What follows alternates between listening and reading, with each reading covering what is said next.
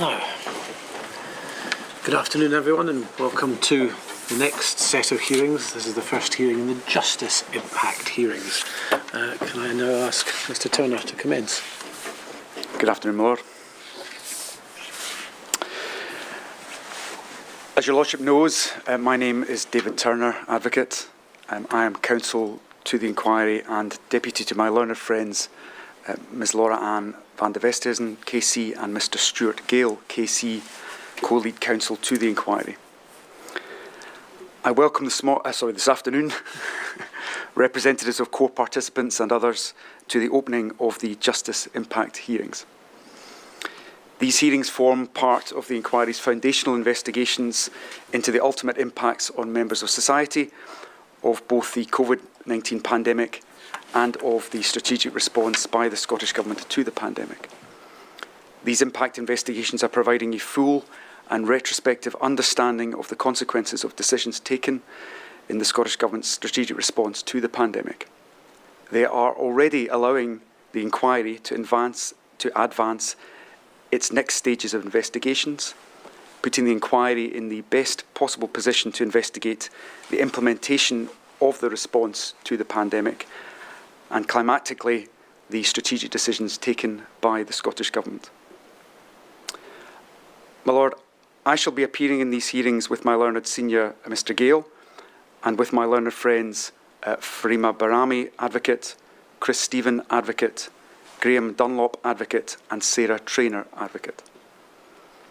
Counsel are instructed by members of the inquiry legal team, led in this instance by Deputy Solicitor to the Inquiry, Lindsay Patterson.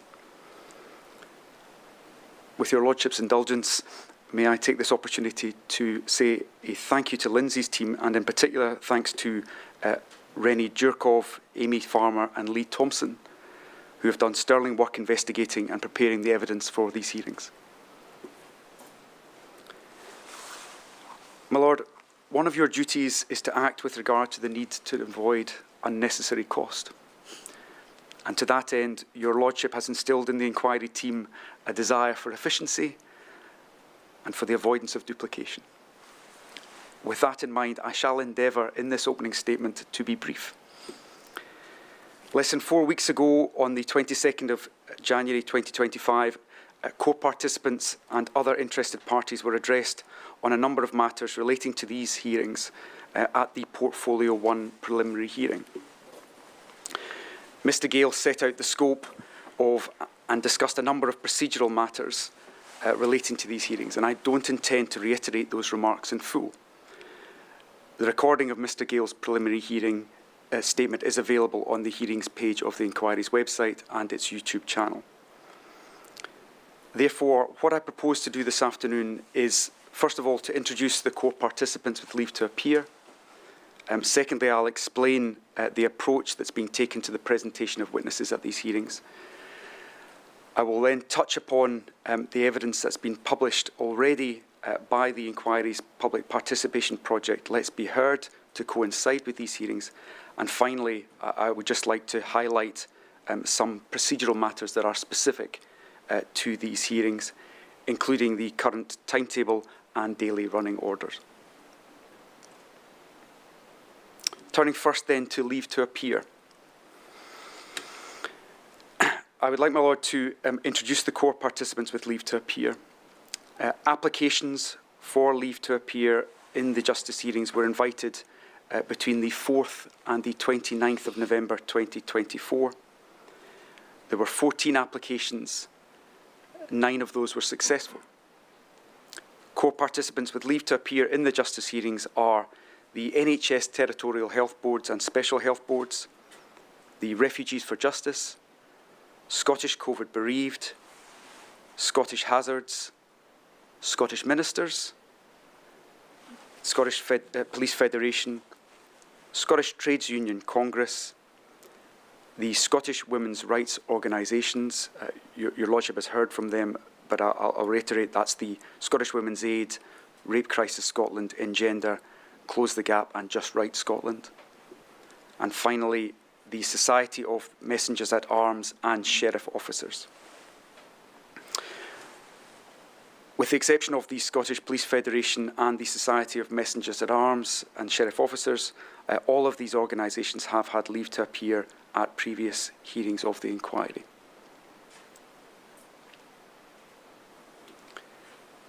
If I can now turn, my Lord, to the approach that's been taken by the inquiry to the presentation of witnesses at the Justice hearings.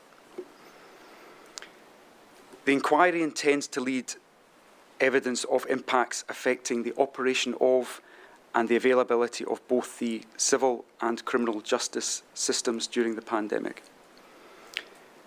These hearings will provide the final piece in the array of evidence that has been gathered under the theme of justice at this impact stage. The inquiry team has already obtained witness statements, responses to Rule 8 requests for information, and undertaken roundtable meetings with a number of organisations and individuals. All of this evidence will be available to your Lordship in fulfilling the inquiry's term of reference. There is no hierarchy in the manner of gathering evidence in the inquiry, and the hearings are not intended to be a comprehensive presentation of the impacts evidence. Rather, they are intended to allow your Lordship, core participants and the public to hear from representatives of particular organisations involved in the justice system on key elements of their experiences. Counsel will seek to focus upon and explore issues of particular relevance, distinctiveness or interest.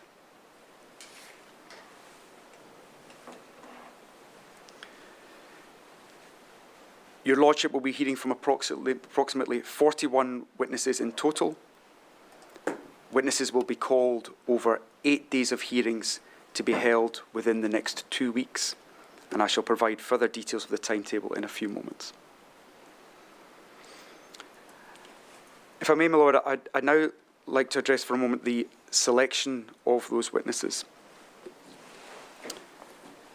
Notwithstanding the desire to explore issues of particular relevance, distinctiveness or interest, the selection of the witnesses for the justice hearings have sought to provide a broad representation of the impacts across the justice system. To that end, the majority of the witnesses have been called as representatives of organisations operating in the field. We consider these organisations are in the best position to offer the inquiry the benefit of their collective experiences of both their staff and their relevant members. Where organisations have been asked to provide representatives as witnesses, the inquiry has generally permitted them to nominate the person or persons who they feel best able to communicate the impacts experienced in their area. Where proportionate, the inquiry has sought to accommodate rather than restrict the persons proposed. One consequence of this is that witnesses will appear both as individuals and on occasion as panels of witnesses from those organisations. In these circumstances, appearance, whether as an individual or as part of a panel, does not reflect the view of the inquiry as to the relative importance or the relevance, indeed, of any particular witness's evidence.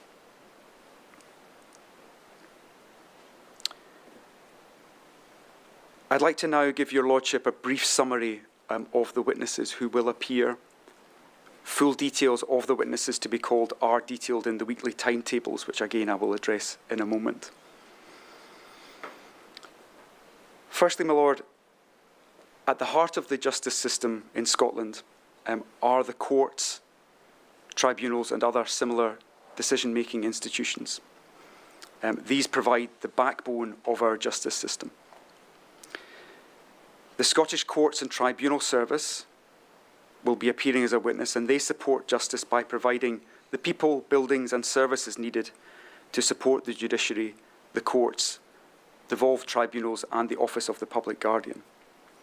Your Lordship will be hearing from SCTS executive officers that were in place during the pandemic. In Scotland, children do not generally appear before the courts. Their welfare is considered at children's hearings. The inquiry will host a panel from the Scottish Children's Reporters Administration, which makes referrals to the children's hearing. At a children's hearing, decisions are made by panel members, and 3 children's hearing panel members have agreed to come to explain their experiences in the pandemic. Those panel members are in turn trained and supported by Children's Hearing Scotland, and Children's Hearing Scotland's national convener will also appear before the inquiry to speak about the experiences of that organisation and also the impacts on children in the children's hearings system.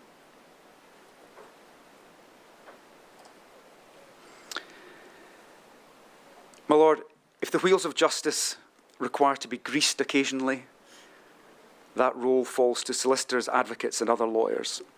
And the inquiry will be hearing from representatives of a number of professional bodies and member organisations in respect of the effects on both their members and their clients. The main representative bodies for lawyers in Scotland will be represented. A panel from the Law Society of Scotland will be giving evidence on behalf of solicitors and their clients. The Dean of the Faculty of Advocates will address the experiences of the Independent Referral Bar in Scotland, advocates. Family solicitors will be represented by the Treasurer of the Family Law Association. And in that regard, my Lord, in the area of family law, we also have Relationships Scotland, who are the largest provider of relationship counselling, family mediation and child contact centre services.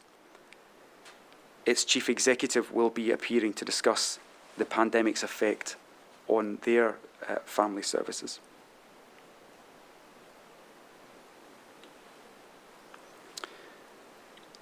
There are particular matters in justice that are unique to the criminal side, not least the stark distinction between prosecution and defence.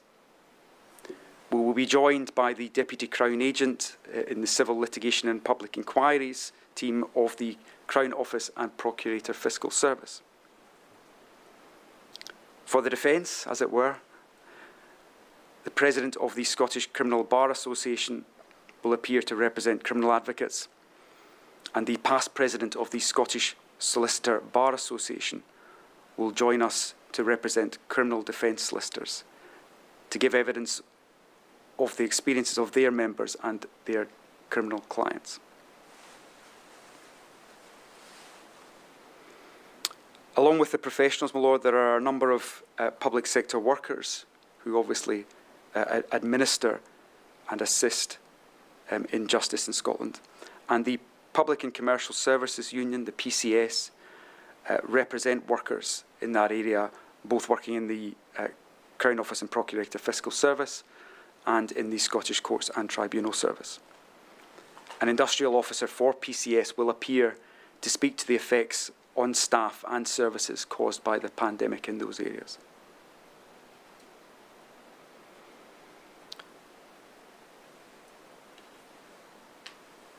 Much of the criminal defence work, and indeed a degree of civil legal advice, is funded through the legal aid system. The Scottish Legal Aid Board administers this fund, as well as offering direct legal services through the Public Defence Solicitor's Office and Civil Legal Assistance Office. Its chief executive is due to speak to both sides of SLAB's offerings.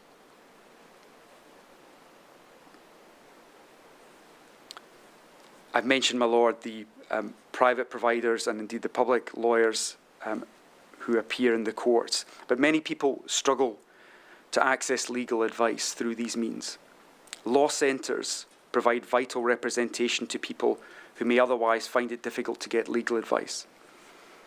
And a panel from the Legal Services Agency and the Principal Solicitor at Castlemilk Law Centre will provide insight into the experiences in those circumstances.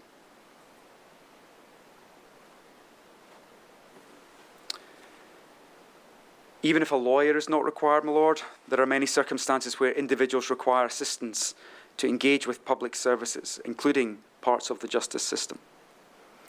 This can be particularly difficult for people with learning difficulties, or autistic spectrum disorders, physical disabilities, or where they are experiencing mental health challenges or using alcohol or drugs.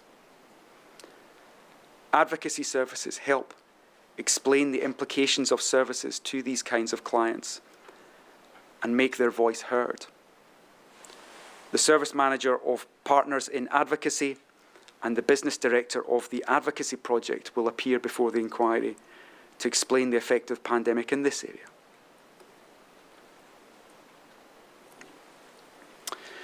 If I may now, my Lord, mention briefly the police. Police Scotland are not appearing in these hearings, my Lord, and the reason for that is that they will be engaged as part of the implementation stage of the inquiry. However, representatives of the Scottish Police Federation will be giving evidence as a panel on behalf of the experiences of police officers.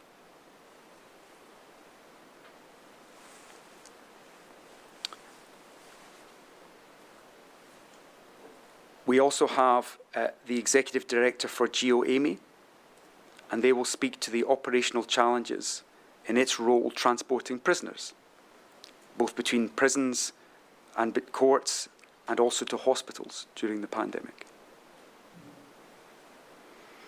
The justice system, of course, my Lord, is wider than its formal walls. It exists in the community. SACRO is a community justice organisation. It provides a wide range of direct, innovative services in community justice, community safety and public protection. These include working with offenders in and upon leaving custody. The CEO of SACRO will come to talk about the issues that they faced in delivering those services and the impact on those that they try to assist. We will also be hearing from a number of victim and support organisations, including Victim Support Scotland, the Scottish Women's Rights Organisations, Rape Crisis, Scotland's Women's Aids and Just Right Scotland. And finally, my Lord, Social Work Scotland. That is the professional body for the public sector social work leaders. Its director will appear to discuss the effects of the pandemic on the work of its members, in particular with respect to the management of offenders, prison-based social work and criminal justice processes, including parole services.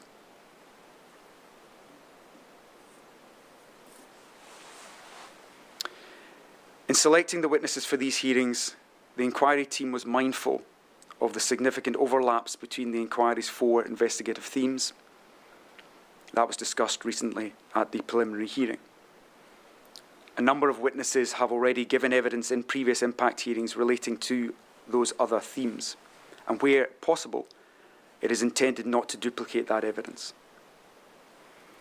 One particular example is the inquiry having heard from the Scottish Prison Service and the Prison Officers Association Scotland. Those witnesses will not be called again, my Lord. However, there is one particular key stakeholder in the justice system from whom the inquiry has not yet heard in hearings, and that is prisoners. And that brings me, my Lord, to my next section, which was to address the recent publication by Let's Be Heard. As mentioned at the preliminary hearing, the inquiry will not be hearing directly from prisoners in these oral hearings. However, Let's Be Heard, the inquiry's public participation project, yesterday published a new case study entitled Voices of Prisoners, Experiences Shared with Let's Be Heard, a case study. This case study shares Let's Be Heard's thematic findings from the responses of 74 prisoners in Scotland.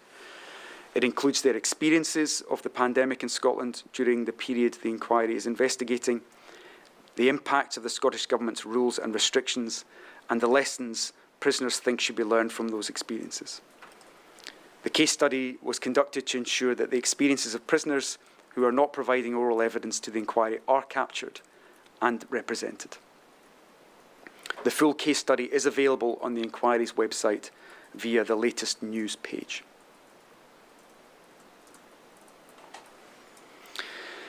That leaves me, my Lord, just with a number of procedural matters to address. In particular, disclosure of documents, timetabling, questioning of witnesses and Rule 9 procedure, restriction orders, and the opening and closing statements. Firstly, my Lord, disclosure of documents. On each day of the hearing, the inquiry will publish on its website statements and documents that may be referred to any witness's oral evidence to be heard that day. Court participants have received advance disclosure of all such documents where possible.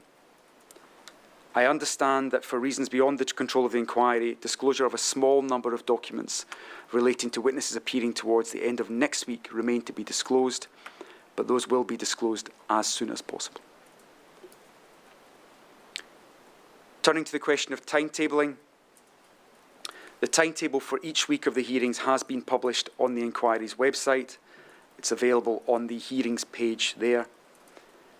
That sets out the identity and times of the witnesses to be called. Witnesses have been allotted a specific amount of time for their evidence, and witnesses ordinarily will commence at those published times.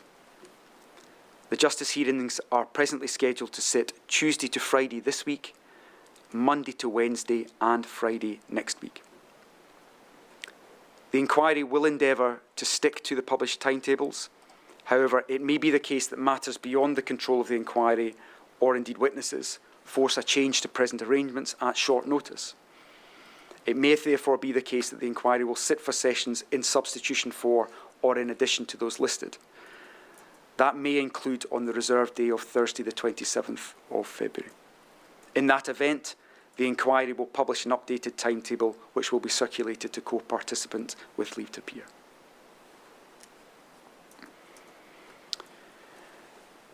Now, with respect to the questioning of witnesses, my Lord, subject to any application under Rule 9 of the Inquiry Scotland Rules 2007, questioning of witnesses will be reserved to Inquiry Counsel and indeed your Lordship. To ensure that any questioning is undertaken as efficiently as possible in the limited time available, your Lordship has issued a notice setting out the procedure for any Rule 9 applications to ask questions, and that notice is available on the inquiry website. In the first instance, recognised legal representatives should forward questions or topics that they wish to have put to a witness using the dedicated email address referred in the notice, and no later than 1 week before the witness is scheduled to give evidence. Counsel for the inquiry will consider informally whether to put those questions to or explore those topics with the witness. In the event that counsel is not minded to do so, the notice sets out a formal procedure for applications to your Lordship for permission to examine the witness, and such applications must be made no later than 2 days before the relevant witness is to give evidence.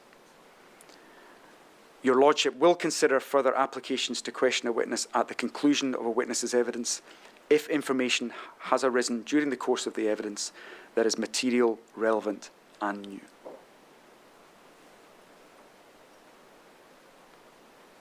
Turning now to restrictions on the disclosure of information, the inquiry has published a General Restriction Order, or GRO, which applies to witness statements, documents and other evidence shared by the inquiry with court participants and others during the course of its investigations. The GRO operates to restrict disclosure or publication of that material prior to publication by the inquiry itself. The current version of the GRO is version 3 in force from January 2025. Court participants and others who were familiar with previous iterations may wish to acquaint themselves with the amended terms, and that is again available on the inquiry website. There are presently no further restriction orders pertaining specifically to the justice impact hearings or in relation to any witnesses to be called. The final matter which I wish to address this afternoon, my Lord, is the question of opening and closing statements. Your Lordship is about to hear the end of the opening statement. In terms of your Lordship's direction of the 20th of December 2024, court participants are not being invited to make opening statements in the justice hearings. Your Lordship has not yet made any direction in respect of closing statements relative to these hearings. However, I understand that it is your Lordship's intention for closing statements by court participants with leave to appear to be given in writing by a specified date, and that any direction to that effect will be notified to co-participants with leave to appear in due course. My Lord, that concludes the matters which I wish to address this afternoon, unless I can assist your Lordship further. Just thank you very much, Mr Turner, for a very full and comprehensive explanation of what we will be doing in the next 2 weeks. I hope that was informative to everyone present. We're now going to have, after a very short break, I understand, the first witness, Mr McGowan, who will be led by Mr Stephen. Indeed, Lord. Very good. 2 or 3 minutes, Mr Turner? Yes. Very good. I'll retire for 2 or 3 minutes and we'll come back to hear Mr McGowan. All rise.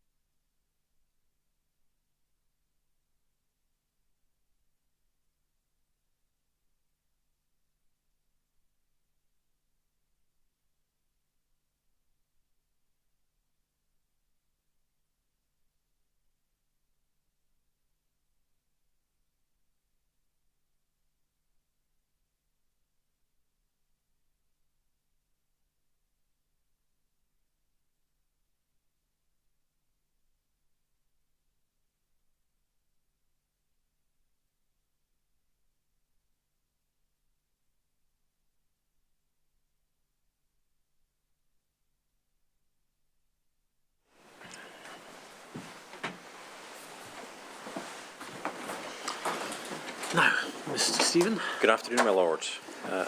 First witness giving evidence for this set of hearings on this afternoon is Stephen McGowan, on behalf of the Crown Office and Procurator Fiscal Service. Very good. Thank you. You ready? Thank you, my lord. Could I start by asking you to confirm your full name, please? My full name is Stephen Anthony McGowan. Thank you.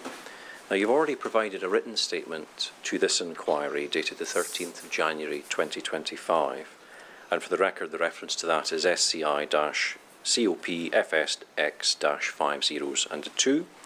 You've also provided a written statement to the UK COVID inquiry in respect of their Module 2A, dated the 20th of November 2023.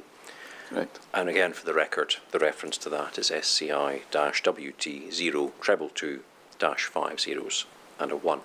Both of those written statements have been disclosed to core participants, as well as any relevant annexes alongside. I'd reiterate that everything you've said in those statements will be taken into account by this inquiry, even if we don't touch on each and every aspect of that in your oral evidence today. Okay, thank you. And just a gentle reminder that the hearing is being transcribed by stenographers, so please do try and speak slowly and clearly, and I will try and do the same. All right? Okay, thank you. If we could start first then, please, with, I think, your role in your organisation. You're here today to give evidence on behalf of the Crown Office and Procurator Fiscal Service, is that right? That's correct. And I think we'll just keep it as Crown Office for short. It'll save me taking up all the time saying that. Could we start then in headline terms, please, if you could describe the role and mandate of the Crown Office, please? Yes, the core function of Crown Office and Procurator Fiscal Service is to be the public prosecution authority and the authority which investigates sudden or suspicious deaths in Scotland. Thank you. And what is your current role at Crown Office just now? I'm one of the Deputy Crown Agents at Crown Office. Which one? I'm the Deputy Crown Agent responsible for litigation. That involves civil litigation brought against the Lord Advocate in her role as Head of the System of Investigation of and Prosecution of Crime and Investigation of Deaths. Thank you. And how long have you held that role for? I've had that particular role for 2 years, coming up in April. Prior to that, for 2 years, I was a Deputy Crown Agent for serious casework. That involves prosecutions in the High Court, various specialist prosecutions and the investigation of deaths function that Crown Office has. And before that, from 2018, I was a Deputy Crown Agent for local courts, which involves being responsible for the prosecution of crime in the Sheriff Courts in Scotland. So I think you've covered there also your roles during the pandemic then, during that period? Yes. Yeah. Okay, thank you. And I think you've been a member of Crown Office since, what, at least 1999? Since 1999, yes. Thank you. Now, in terms of the structure of Crown Office during the pandemic, you mentioned in your statement, I think, 3 functions. You mentioned a couple of them there. I think serious casework, local court, and then operational support. That's correct. Could you outline briefly just what each of those functions does, please? Yes, so when the pandemic started, I was Deputy Crown Agent for local court. As I said, that has responsibility for the prosecution of crime in the Sheriff Courts throughout Scotland. The serious casework function contains responsibility for all High Court prosecutions, for the prosecution of serious and organised crime, for various specialist prosecutorial functions such as Health and Safety Division, Environmental Crime, the Appeals Unit, and it also had responsibility for the Scottish Fatalities Investigation Unit, which had responsibility for the investigation of sudden suspicious deaths. The operational support function, which is the third function, was split into 2 sections, the first being policy and engagement. So the policy division dealt with prosecution policy, engagement with government, and it also has responsibility for various functions that communicate with the public. So the National Inquiry Point, which is a call centre which takes initial queries from the public, and our information unit, which deals with correspondence with the public.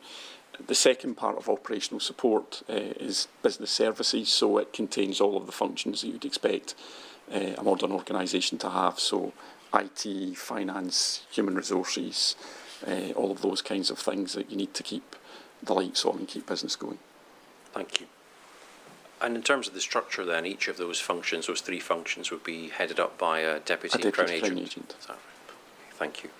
And as a Deputy Crown Agent, you would then be answerable to the Crown Agent? To the Crown Agent, yes. And can you outline briefly what their role, responsibility is as Crown Agent, please? So the Crown Agent is the Chief Executive of COPFS. As we use COPFS as a shorthand for Crown Office because it is a long name. So the Crown Agent is the Chief Executive. The Crown Agent has responsibility as the Chief Legal Officer to the Lord Advocate for the Lord Advocate's role as Head of Prosecutions and Investigation of Deaths. And the Crown Agent is also the Accountable Officer and so is accountable to the Scottish Parliament for the use of finances that are provided to Crown Office for discharge of its functions. Thank you. And you mentioned the Lord Advocate. Ultimately, they would be the ministerial head of Crown Office. Yes, that's correct. And deputised by the Solicitor General. Yes. And together, that team is the Scottish law officers, I think, as you put it in your correct. statement. Yeah. And just for completeness, the Lord Advocate also appoints advocate deputies, yes. Don't they, in terms of independent prosecutors who are able to assist with marking of cases, decision-making, prosecution and investigation of deaths. That's correct, yes. And the law officers and advocate deputies together constitute Crown Counsel. Yes, that's correct. Okay, thank you. And I think an important point you make in your statement of clarification is that whilst the Lord Advocate is a minister of the Scottish Government, in their role as the head of systems of prosecution of crime and investigation of deaths, that those functions are exercised independently of government and indeed of any other person. Yes, they are. That's protected at common law and also by the Scotland Act. Section 48(5) of the Scotland Act provides that protection. Thank you. Now, before we get to the pandemic itself, I also thought it might be helpful briefly just to touch on the relationship between Crown Office and the police. That relationship is obviously an important one. And at paragraph 19 of your witness statement, I think you talk about the roles of both Lord Advocate and Procurator's Fiscal being hundreds of years old, I think predating the establishment of a police force in Scotland. And I think you described the roles of the Crown and the police as quite distinct, I think is the way you put it in your statement. Yes. Could you explain to the inquiry what that distinction is? Yes, so ultimately the Lord Advocate is responsible for the investigation and prosecution of crime. In practice, the investigation will be done by the police, but the Lord Advocate has that ultimate ministerial responsibility. The police are subject to the direction of law officers, Crown Counsel and the Procurator Fiscal in their functions in terms of investigating crime, and that's at common law, and again that's provided for in the Criminal Procedure Scotland Act 1995 and also the Police and Fire Reform Scotland Act 2012.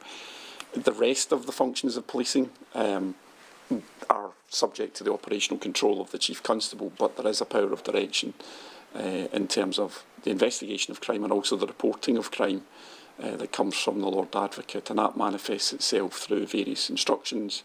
For example, Lord Advocate's guidelines to the police on a number of matters that we may touch upon. Thank you. And yes, at paragraph 25, I think, of your statement, you say the Lord Advocate is entitled to issue instructions or direction, as you put it, to the police about the manner of reporting offences to prosecutors, and that those instructions must be complied with.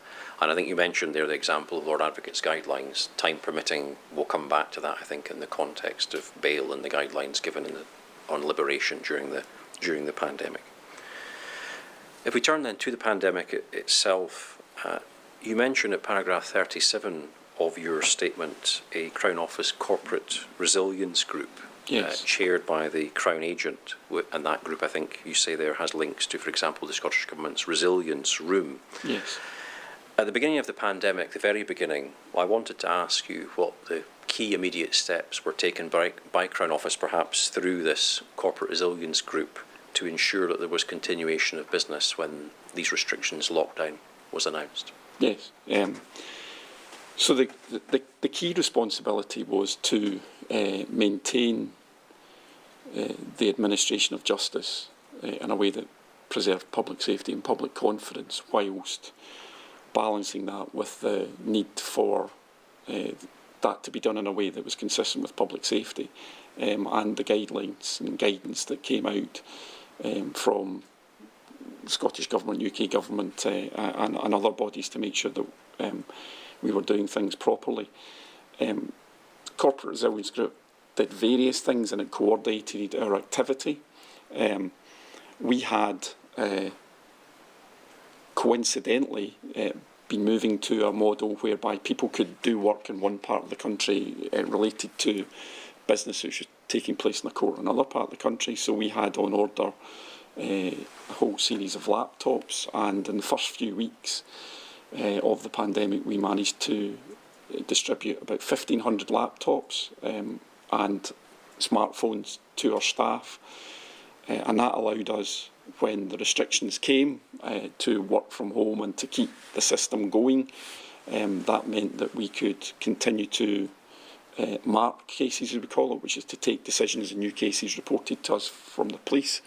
That was particularly important for custody business. So for those cases where the police had seen fit to hold the accused in custody to appear at court, it was really important that we were able to do that, even though we couldn't go into the office at that point, but it allowed us to make sure that decisions were made and that public safety was maintained.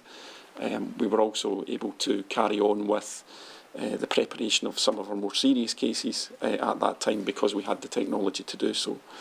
So Corporate Resilience Group oversaw that work, and it also oversaw various guidance to our own staff to make sure that they were safe and working safely at that point.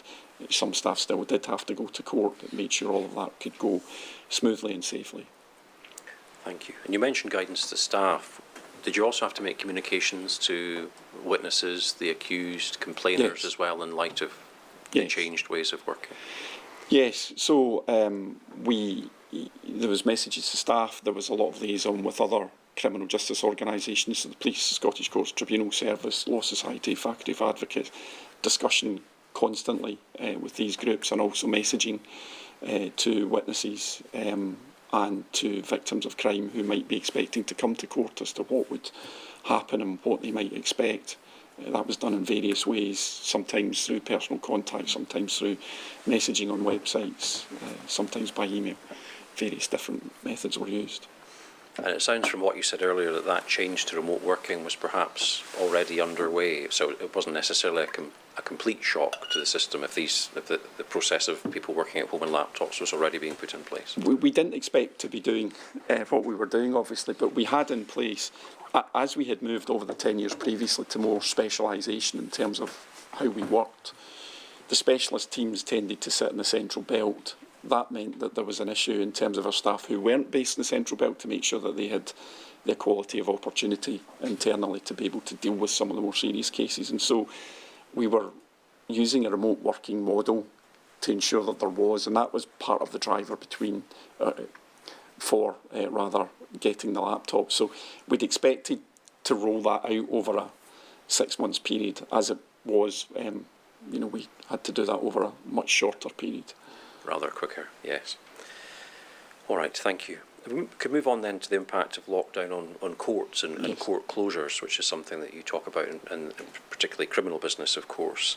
To start with, before we get to the work of Crown Office itself, are you able to give a sense of scale, for example, on summary business to start with, on the number of trials that were able to take place when these lockdown measures were put in place from March 2020? Before the lockdown measures? Well, no, once these lockdown measures were put in place from March 2020 for the first couple of months. I mean, for example, I think at paragraph 41 of your statement, I think you give some examples of the impact that had.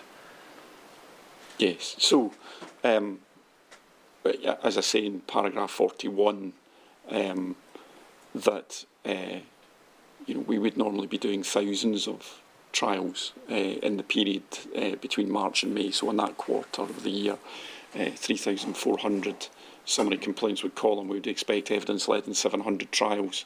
And in fact, we managed to do around 12 in that period of time. The criminal courts worked pre-pandemic in a way that the accused would come to court, witnesses would come to court, the lawyers, prosecutors and defence lawyers would come to court, and all of the business of the court was transacted at the court by people coming to a building at the centre of town. That obviously was completely inconsistent with the public health regulations at that time, and so it became very difficult to transact business in the way that we normally would. Thank you. And in respect of solemn business, at that time, of course, no jury trials will be taking place in either the Sheriff Court or the High Court, is Yes. that right? Yeah. I think the way you put it in paragraph 44 of your statement is that there was an almost total freeze on the conduct of trials. Yes. Does that sound accurate? That's correct.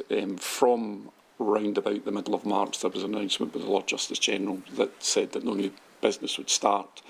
And I think it was at the very end of July, by the time we managed to get some High Court business up and running again using a remote model. But that was, nothing really took place between March and the beginning of August. Even when we managed to do one or two trials, I think it was either December of 2020 or perhaps into January of 2021, by the time we had the same number of trials courts running on any given day to do High Court business. And of course the Sheriff and Jury Courts followed in their wake, and it was a slower start-up for them. So a significant amount of time was lost because of the inability to bring people together, and in particular jurors together at court. So against that background then of the almost total freeze, as you put it, and cases obviously not being able to progress the trial system, was there a particular approach or focus of the work that Crown Office could undertake at that time in terms of progressing the caseload? What were you able to do? We carried on where possible, preparing some of the cases. We couldn't prepare the cases in the way that we prepared them before, because preparing cases in the way we prepared them before would involve bringing witnesses in to give statements, which is called precognition. You can do that. We managed to do some of that remotely. There were some cases where we perhaps didn't need to see witnesses in the same way. Other organisations that we would be dealing with routinely in the preparation of cases, such as the police and forensic scientists, they also had restrictions. So there were, the whole system was snarled up, but because of the regulations that we couldn't deal with things the way we normally did. We tried to find workarounds by doing things by, the various electronic platforms and video conferencing facilities that became available very quickly, but it wasn't the same. We were still able to indict some cases, but that the court wasn't operating in the same way, so we couldn't fix trials, we couldn't deal with the business and get through the business in the way that we had. Thank you. I think that's confirmed by the Lord Advocate's statement to the Scottish Parliament, I think, on 24th of March 2020, which was annexed to your statement. Yes. And for the and that for the inquiry record, that's SCI-COPFSX-4020, and I won't go to it in detail, but essentially the Lord Advocate states there that where cases could be progressed without court appearance, then they would be, but otherwise, as you say, things had drastically changed. In terms of the number of cases that were being reported to the Crown Office, did you notice any difference in the number of criminal cases that were being reported during the pandemic? And I appreciate that might have fluctuated during that period. It did. So there was an initial dip in reporting, and so the end of March, beginning of April, and throughout April there was a significant reduction in the number of cases that were reported. From around May, the number of cases reported got back to round about normal levels, and that maintained throughout the rest of the period of the pandemic. And prior to the pandemic, had there been a significant number of cases that were already awaiting trial before we reached that point? Yes, and in particular in the solemn courts. So the High Court was not in what we would call equilibrium, in which the number of cases going in and the number of cases being disposed of was broadly equivalent. That would be a sign of a healthy system. More cases were going into the High Court than were being disposed of by the High Court, so there was already a reliance on extensions to the time limits by the court to deal with those cases. And I think the year before the pandemic struck, I think only one case actually went to trial within its time limits without there being an extension before the court. So there was already the start of a backlog, and the courts weren't in equilibrium. And given that lack of equilibrium, as you put it then, how would you sum up the effect of the pandemic on that existing backlog? The it rose dramatically, the number of cases that we had to get through. So we couldn't deal with any of the business, we couldn't deal with the trials, and so the number of cases in the system simply rose.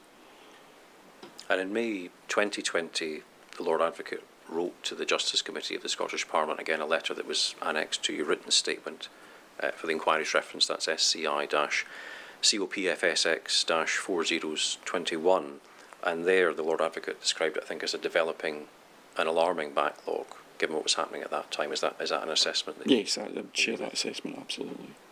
Thank you. Can I ask also, to your knowledge, did the creation of offences under COVID legislation passed in 2020 onwards, did that have any impact upon the cases that were being reported or the general workload of Crown Office during that time? It was an addition to the general workload. It didn't significantly add to the backlogs that we already had and were developing, but it was nevertheless, there was additional work in dealing with them. And in terms of alternatives to prosecution, you mentioned in your statement that Crown Office obviously has the power to take direct prosecutorial action as an alternative to initiating criminal proceedings where that is justified. Yes. Were such alternatives used to more or less or the same degree during that period, things such as fiscal fines? More fiscal fines were issued than would have been the case. There was a change to the scale of fiscal fines. The scale had been fixed with a maximum of £300 in 2007. That was increased by the Coronavirus Scotland Act to £500. And for lower level cases that might have gone to the Justice of the Peace Court in particular, there was an increase in the number of fiscal fines which were applied to those types of case in order that they didn't have to go to court and that any offending could be dealt with if the accused accepted the offer of the fine. Thank you. And sticking with the coronavirus legislation, you describe the emergency criminal justice provisions, I think, of the 2020 Act as crucial to the work of Crown Office, I think, both during the pandemic and indeed now. Yes. I think time bars in particular is an example that you give. Could I ask you why that was so crucial at that time? Yes. When bringing an indictment before the court, there are limits, and I won't go into the precise limits unless you want me to go there in particular, but cases have to be indicted within a particular timescale depending upon whether the accused is in custody or is on bail or otherwise at liberty. The Coronavirus Scotland Act had the effect of suspending those time bars and giving, broadly speaking, an extra 6 months to bring cases before the court. That enabled, therefore, us to keep alive those cases which otherwise might not have been, we might not have been able to bring forward whilst we would go through that period where there was what I've called the freeze on doing business. That became crucial there. It also became crucial, and still is crucial, in dealing with the backlog of business, because having a whole lot of extra work to do and a whole lot of extra business to bring before the court and get through to a conclusion at court, we couldn't do. You can't put more cases into a similar size system and expect that we'll be able to do it quicker. So we relied upon those extensions, and still do rely upon them to a large extent, to keep the cases alive and get them before the court within the time bar period. That was absolutely essential to keeping the system going. Thank you. And would our risk have been then, you said keeping the cases alive, is the risk, the alternative would have been that the accused may have been liberated if the existing timeframes were not put in place? Absolutely. Thank you. Now, you touched on the backlog there, and we can go to that now, I think. Yes. Well, first of all, actually, before we do that, I'd like to ask you first about the Criminal Justice Board, just in this context, because it's something you do mention at paragraph 66 of your statement. You mentioned the Scottish Government established a Criminal Justice Board on which I think the Crown Office was represented. Could you say what the role of that board was, why it was set up at that time?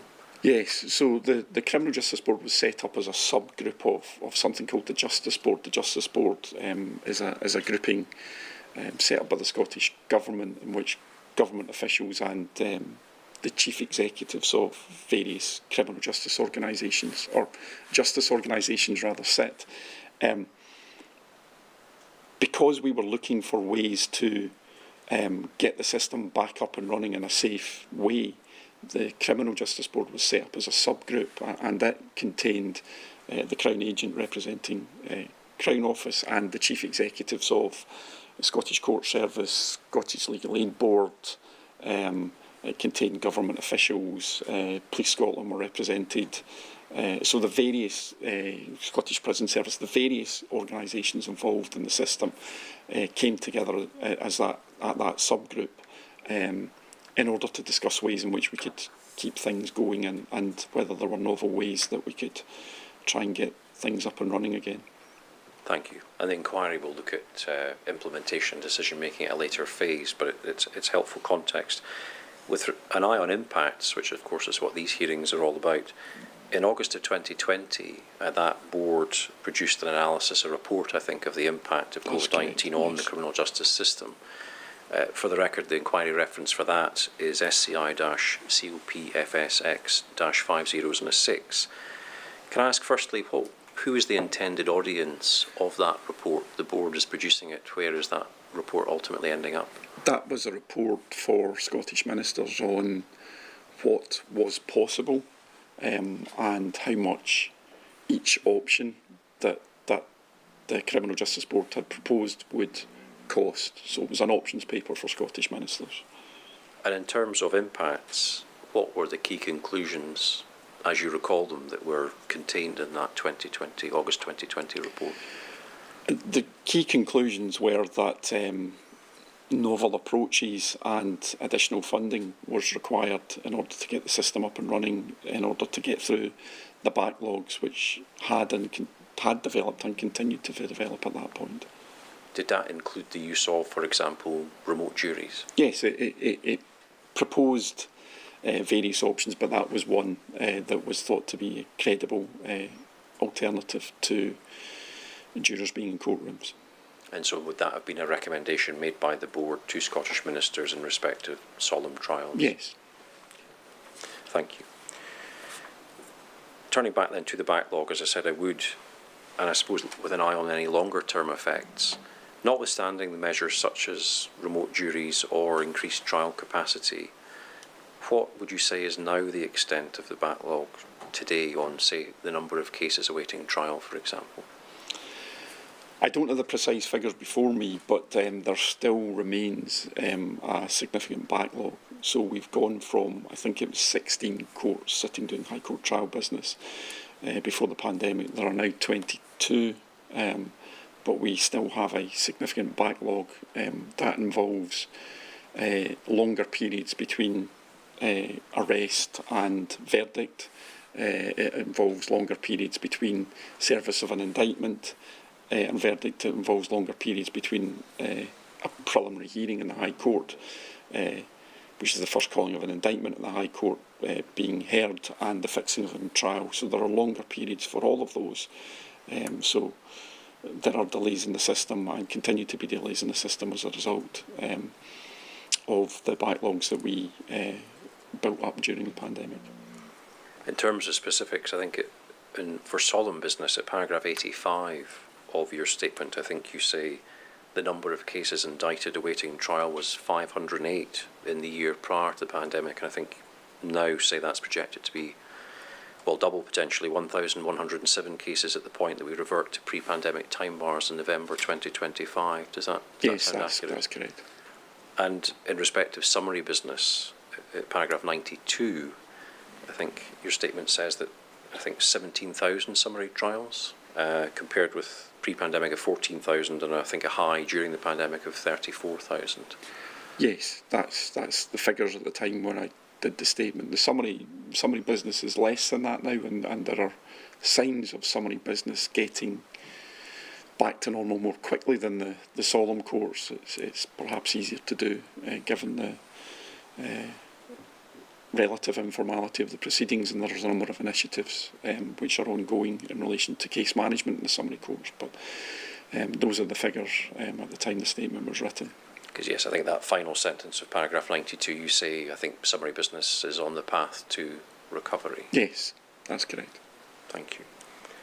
So overall then, how would you assess the impact of what we've discussed, the backlog, the existing backlog, and then what happened during the pandemic on the, I suppose, the workload and resources of Crown Office during that time and now? The workload was significant. The number of cases that we had in the system and the work in hand, as it were, more than doubled. That was very significant. We also had to do the work differently because the normal office environment that we'd been used to, we couldn't do work. That meant that we were constantly coming up with new ways of doing things. So really significant impact.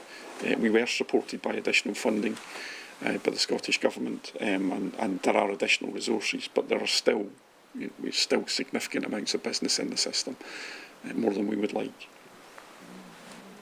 And on that note, I mean, how would you assess the impact then, I suppose, upon those that have cases going through, whether that be the accused, complainers, witnesses, the effect of that delay? The effect of that delay will undoubtedly be significant on victims, witnesses and accused. It is taking longer to get cases to trial and to a conclusion.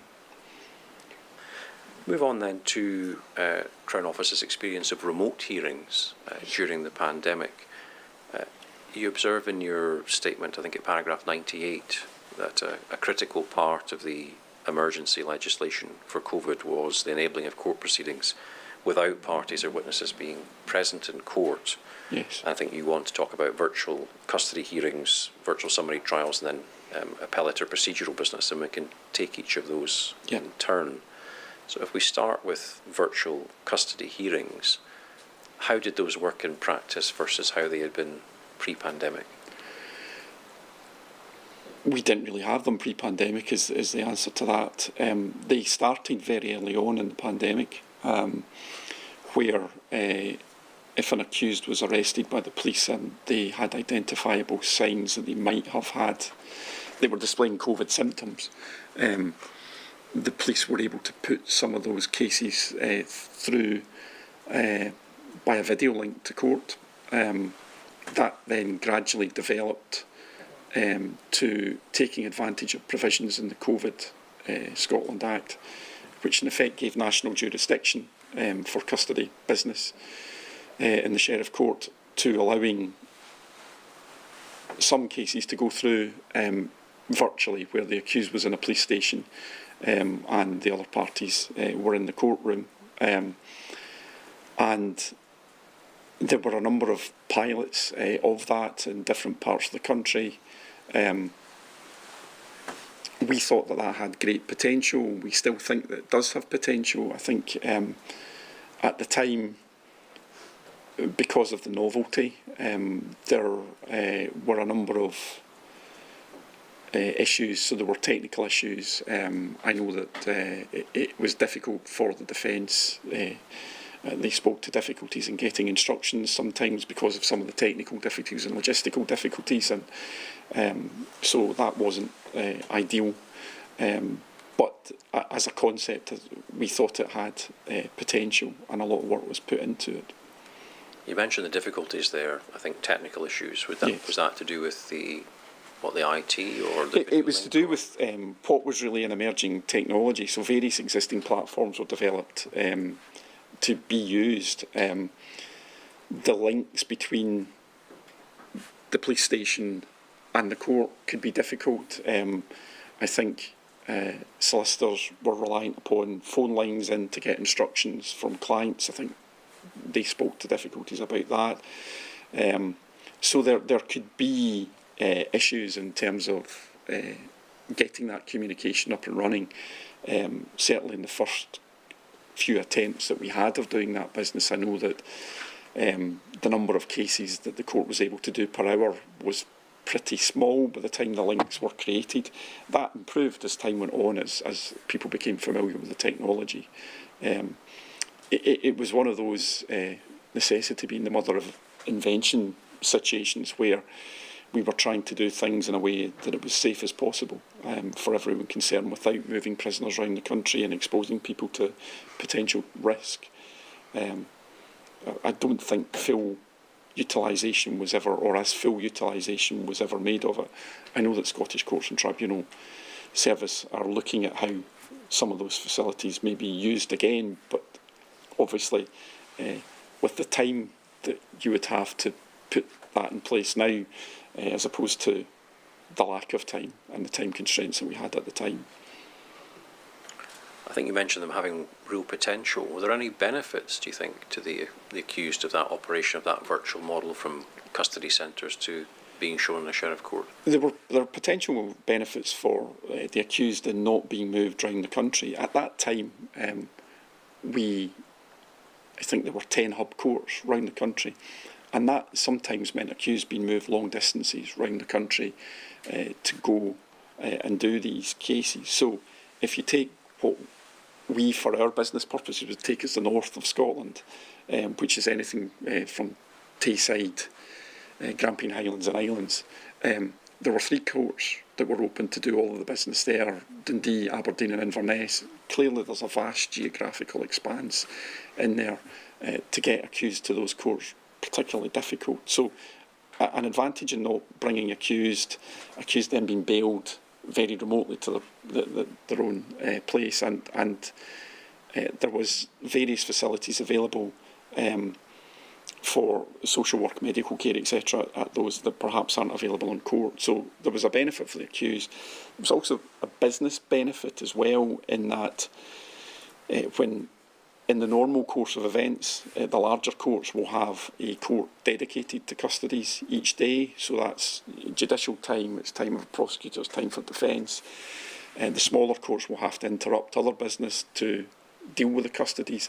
And given the backlogs that we were experiencing, all of that resource could be used to deal with the other work, if you could get to a position where you've got a national model of custodies.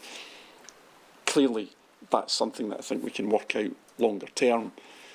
It perhaps wasn't as successful as we would have liked during the pandemic.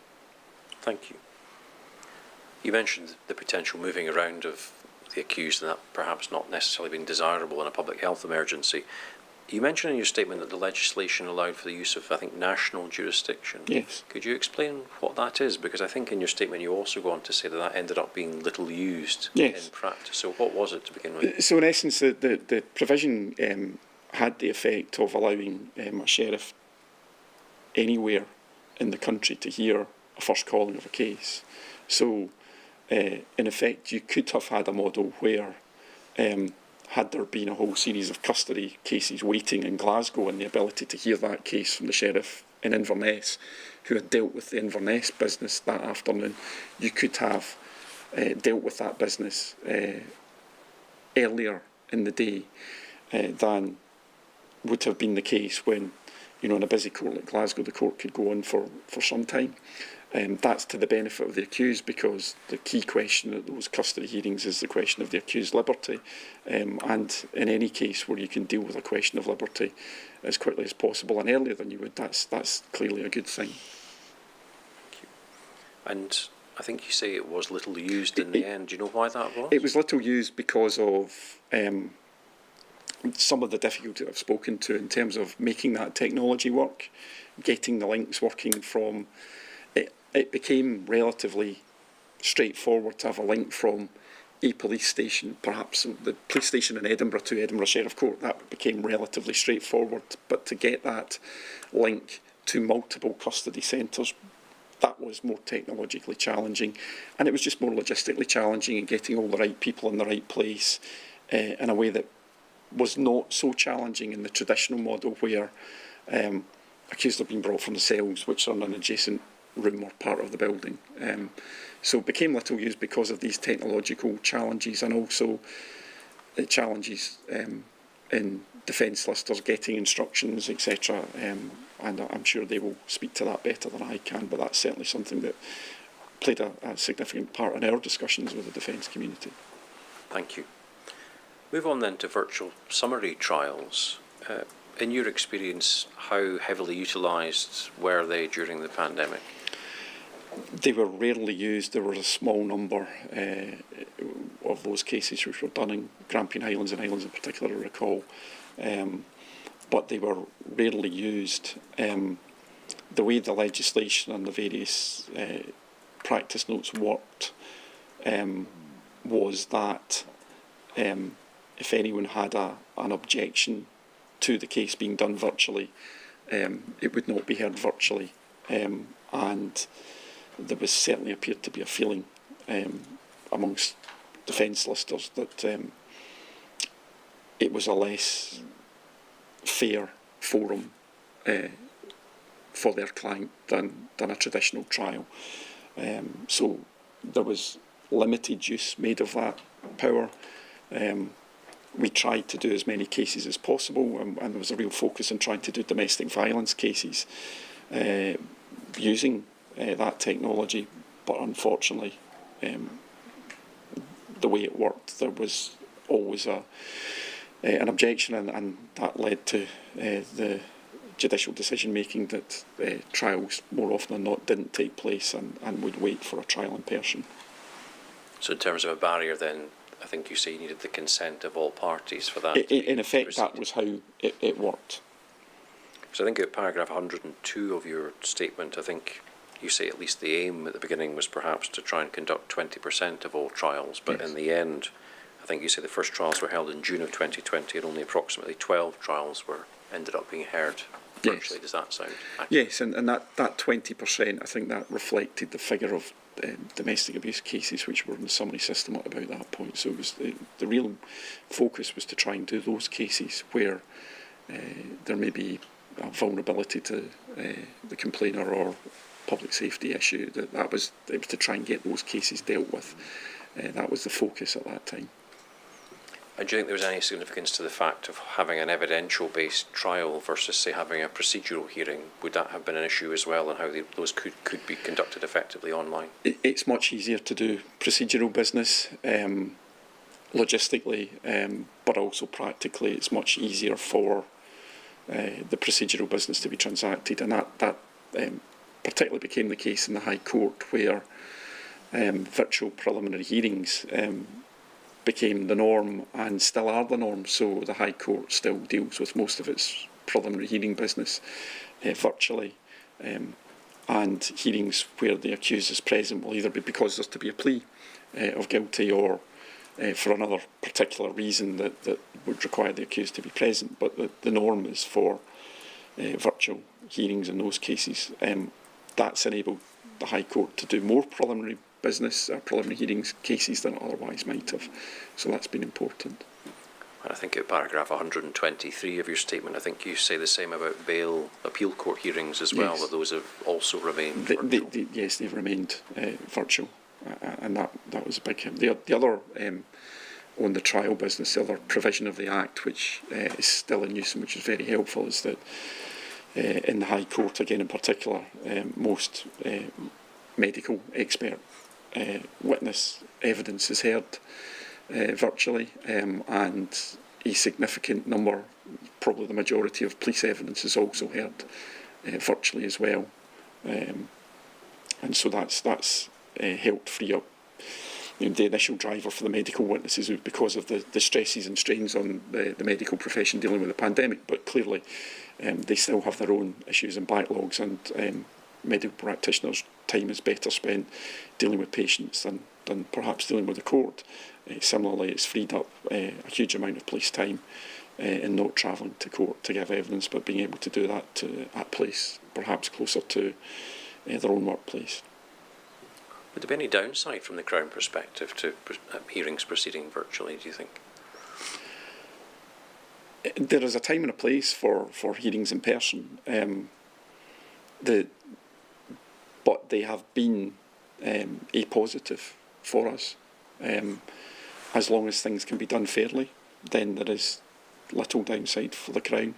As I said, there are certain things which will have to be done in person, and trials would be one of them. But a real benefit in the procedural business in particular to the virtual hearings. Thank you. I want to move on now to bail, subject to bail and the Lord Advocate's guideline to police on liberation. We said we'd come back to that. At the start of the pandemic, you say to paragraph 110 of your statement that a revised guideline from the Lord Advocate to the police was issued given the public health emergency, as well as I think amended guidance was given to prosecutors on bail. Yes. And for the inquiry record, the reference to that guideline is SCI-COPFS-X-5 zeros and an 8. Could I start just by asking you why that revised guidance was issued and what the key changes, I suppose, that were made at that time, please? The reason why the revised guidance was issued was to ensure that there was that holding people in custody where that wasn't necessary was minimised, and so the focus then became of those guidelines that there had to be a public safety issue before people were held in custody by the police, and that was reflected also in the guidance to Procurators Fiscal in terms of their attitude to bail when appearing at those custody hearings. It was a switch away from public safety has always been one of the drivers, but there was also pre-pandemic there was a focus perhaps on whether the accused would appear and failures to appear and making and such like.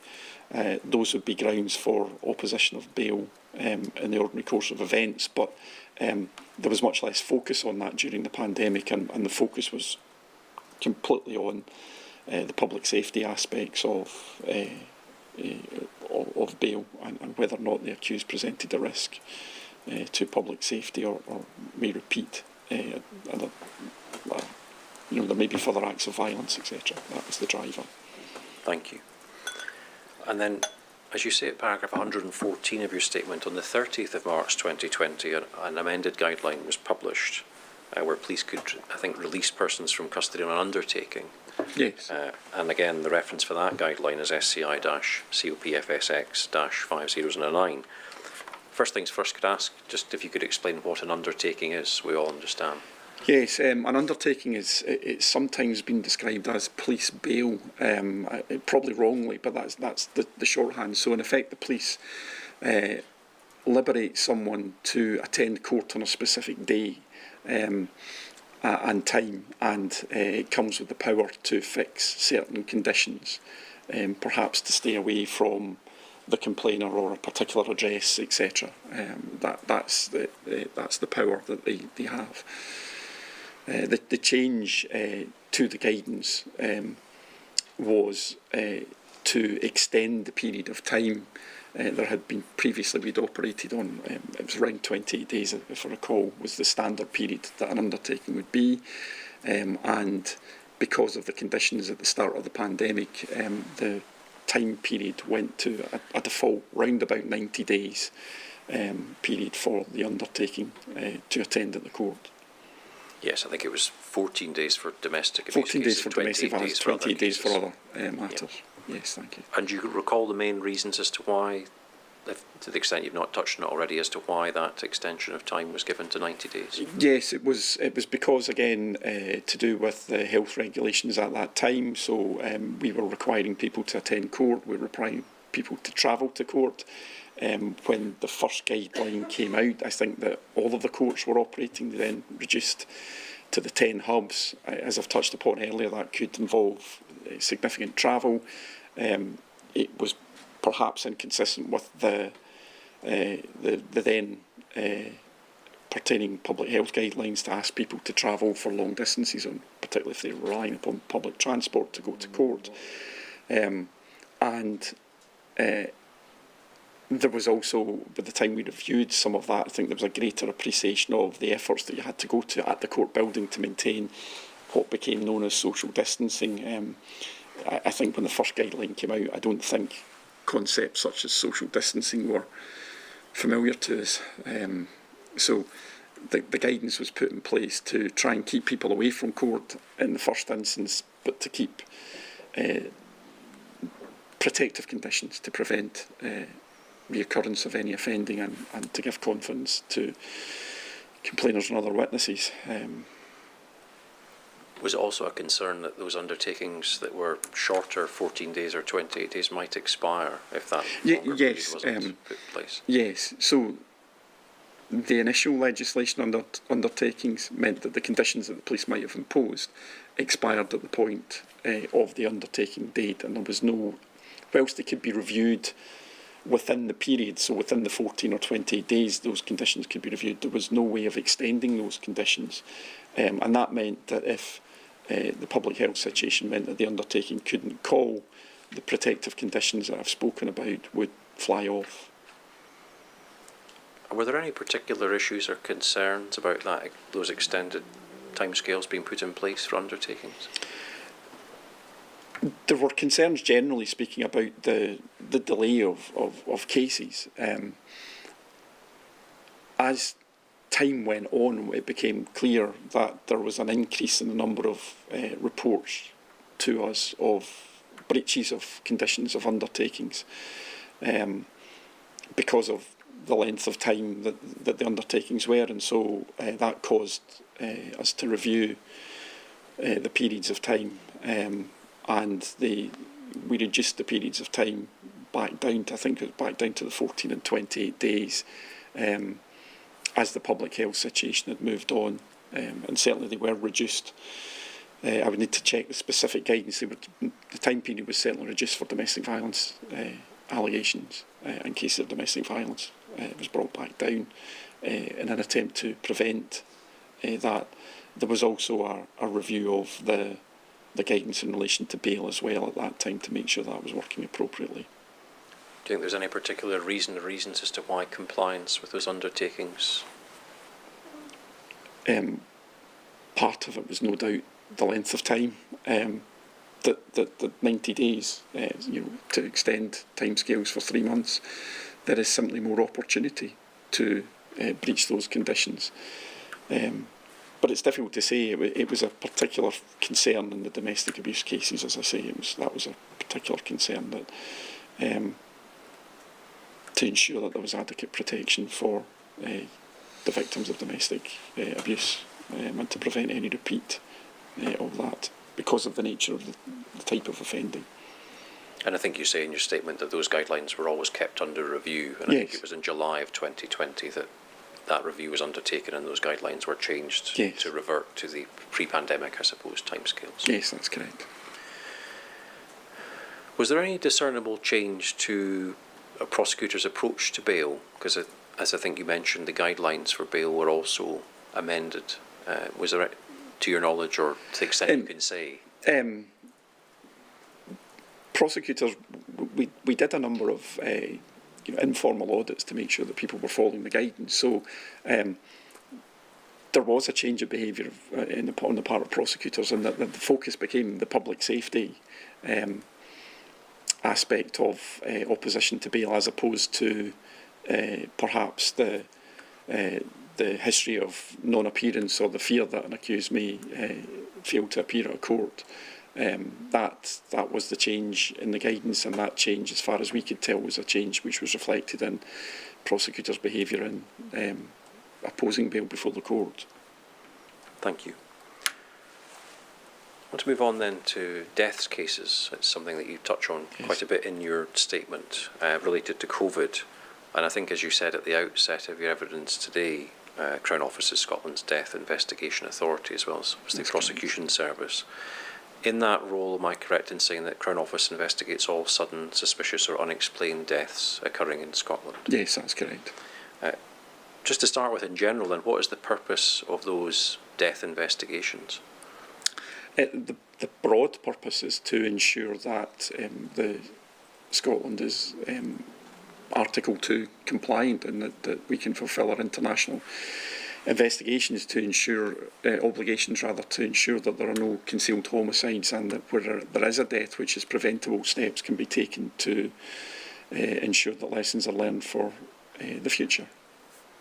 And in general, would it be the police and the medical profession who would normally be making these reports about deaths so to the Crown Office? In general, if a medical professional can't certify the death, or if the case is in one of the categories that means that it's a reportable death, such as infectious diseases and outbreaks of infectious diseases, these would be cases which the medical profession would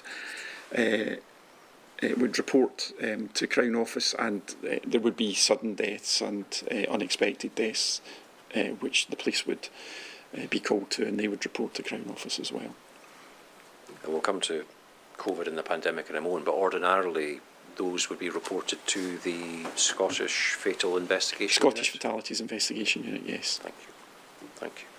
Now, at the start of the pandemic, I think you say in paragraph 51 of your statement that the Lord Advocate instructed that COVID-19 deaths or presumed COVID-19 deaths did not require to be reported to Crown Office unless there was another substantive reason for doing so. Yes. I think you referred to it as a dispensation.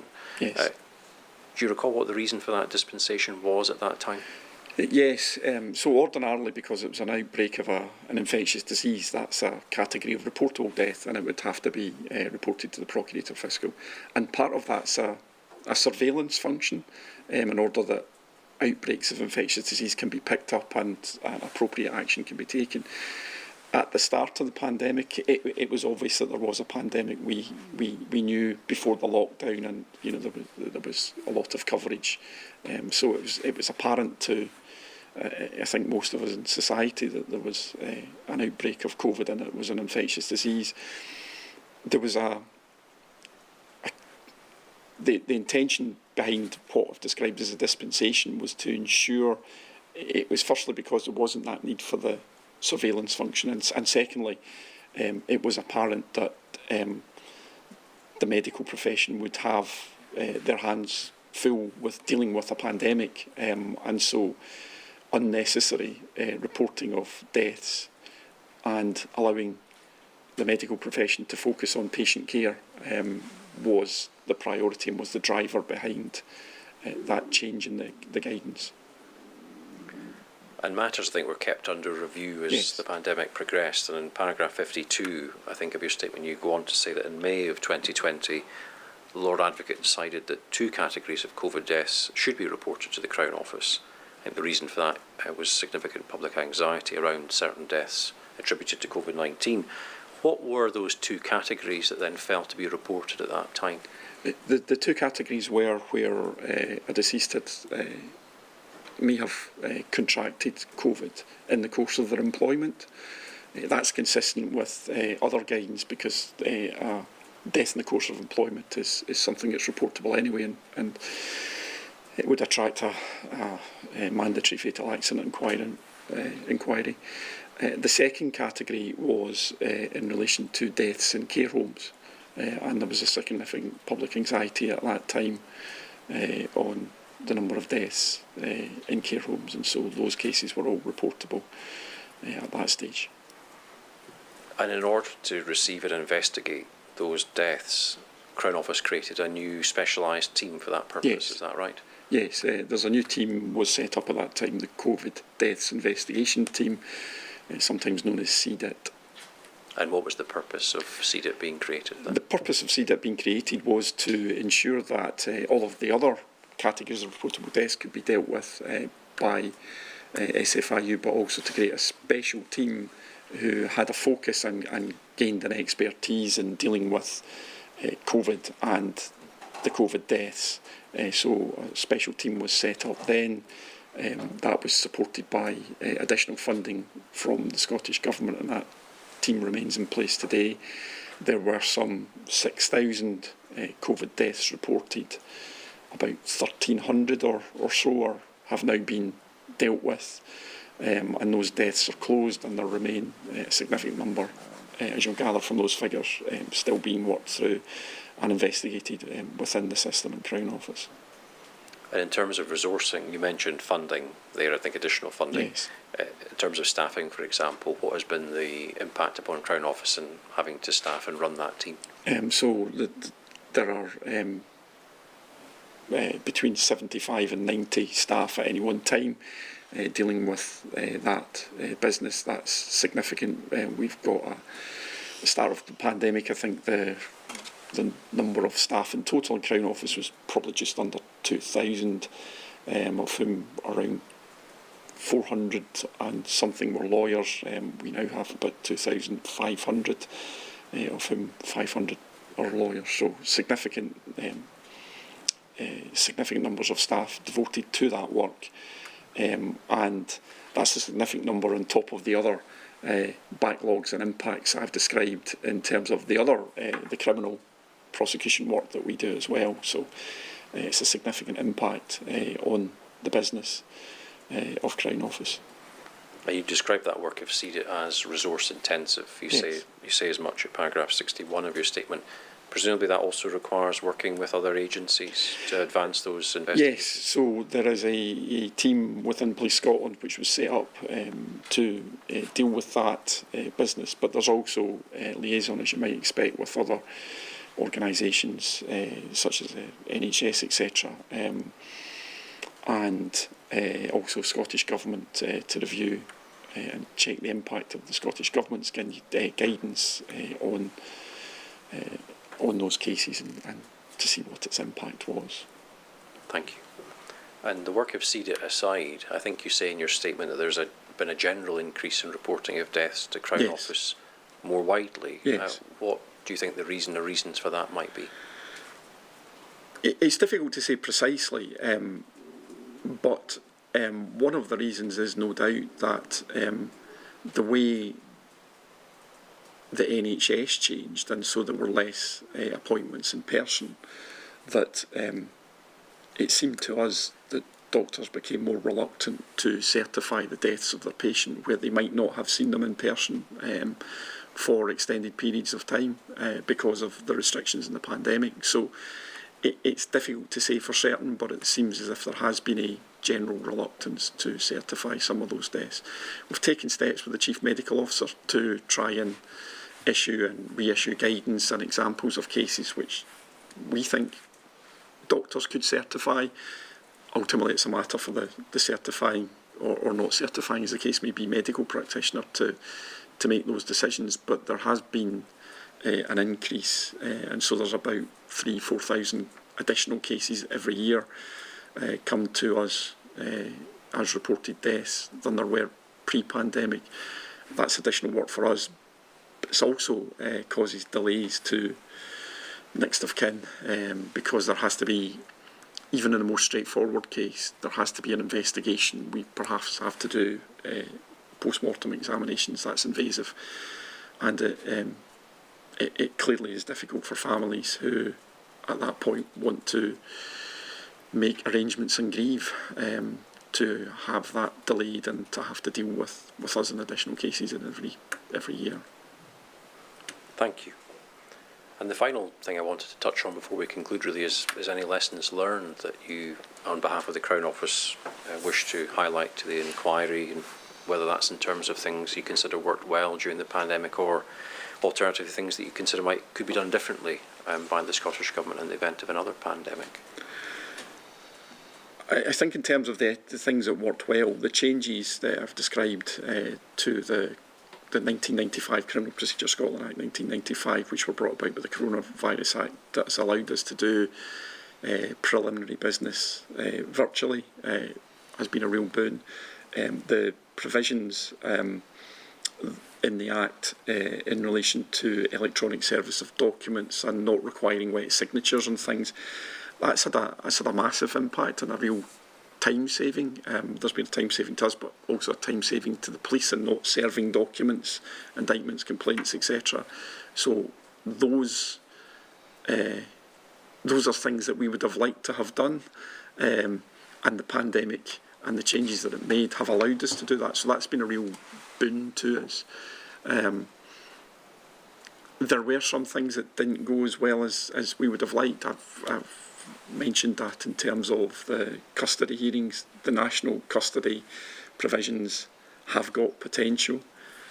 we didn't have the time or the space, possibly in the pandemic, to be able to work out the complexities of that. But that's something I think Scottish Courts and Tribunal Service will look at, and they could, if we're able to do that in a way that's fair and satisfies all the necessary obligations, could bring efficiencies to the way that we do things.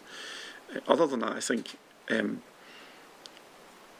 we were able to effect in Crown Office a fairly remarkable transition from office-based working to remote working, and that's credit to all of the staff involved to be able to do that. We were able to keep marking cases, we were able to keep preparing cases, and so we were able to keep doing some of our work. There were obviously restrictions, but it was a remarkable transition, and credits due to all of the people who were involved in that. It was hard work at the time, and they all had their own worries about their own personal health and their family's health, as everyone did when the pandemic started. But that transition was quite remarkable, and that's credit to all of those involved.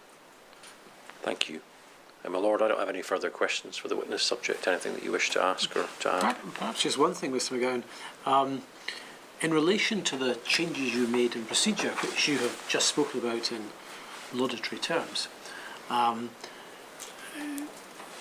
were there, insofar as those changes were not made following change in regulation or statute, which of course would be difficult to challenge, but were there any procedural measures you took to expedite matters that were subject to challenge? And I suppose, if there were any, were any of those successful? I don't recall there being any successful challenges to any of the changes that were made in guidance or regulations. No, my Lord, I don't recall any of changes, any successful challenges. I think they were all implemented without such. There were various bail appeals, and there were a number of cases which were reported about the court in effect changed its thresholds as to, you know, who would be suitable to be locked up. But no, I don't recall any particular. That's interesting, and thank you. I suppose that could actually be said to be an indication of success. And yes, I think it. I think it was. That these changes, which I think was implicit in what you were saying, had it not been for the pandemic, might have taken a great deal of time, years to introduce, if ever. Were done very quickly, which it's rather odd to say this, but maybe one of the advantages of pandemic. I would agree that the provisions that I was referring to in relation to electronic signature, there had been versions of these before, not quite as fulsome as we had. And these were something that we wanted to do in any event, because there was an efficiency for the Crown in not having to serve indictments and relying on hard copy documents being sent out to the police and wondering whether it was going to be successfully served or not. A clear advantage to the police in doing that, whereas you can just mail it to a solicitor's, the nominated solicitor's mailbox. These were things that would have been things that we would have liked to have done in any event. They were put in place through the coronavirus legislation, and that was a real benefit. There were some other things in terms of that we were able to do. So I referred to the summary case management pilots, which have been very successful, and the legislation and regulations brought in have enabled some further innovations in those pilots. So we're able to, they had to stop, but we were able to take stock. And so there are now innovations of something called DESK, which is a different way of presenting CCTV and video evidence in court, and sharing that electronically. These provisions have helped with that. That allows us to disclose CCTV evidence in summary cases at the earliest possible stage, sometimes in advance of the first calling in case, and that allows accused and their representatives to take a view on a case at an earlier stage and allows cases to come out of the system. So some of these changes which have been kept were things which would have been of general advantage to the system, but as you've observed, would perhaps have taken some time to either find a legislative vehicle or to effect the kind of cultural change that some of that requires that we really had to do because life changed in March 2020 for us all. So I would agree. Thank you. Thank you very much. That's very helpful. And thank you in general for your evidence, Mr. McGowan. Thank you. Very good. That's all for today, isn't it? Yes, my lord. Very good. Well, thank you, everybody. We'll adjourn until tomorrow morning at 10 o'clock.